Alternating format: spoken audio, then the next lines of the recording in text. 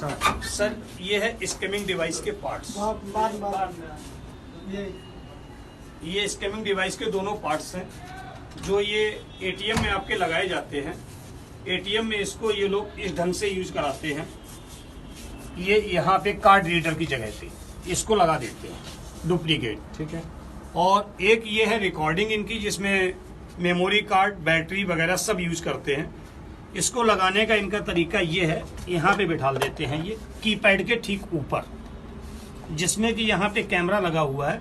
उस कैमरे से आपका कार्ड स्कैन होता है और पिन नंबर दोनों जाते हैं। ये पूरा जाता है, कैच करता रहता है।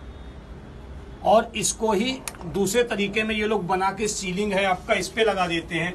अदरवाइज इधर ऐसी जगह पे लगाएंगे जहां से आपका कार्ड स्कैन होता रहे, ठीक है। इससे बचने के लिए सीधा विकल्प है, जिस एटीएम पे आप जाते हैं कीपैड डुप्लीकेट लगा देते हैं, सेम पॉलीथिन का बना हुआ रहता है। उसको उखाड़ के देखिए, इसमें थोड़ी सी उंगली रगड़ेंगे, थोड़ी सी सावधानी देंगे, आपको पूरा निकल आएगा, बिल्कुल पूरा मिलेगा। जैसे कि ये निकला है, जो गम से चिपका हुआ था, ये गम पीछे लगा हुआ है। इसको भी डबल टेप से चिपकाया गया था, जो ये टेप, ये गोंद इसका मर चुका है।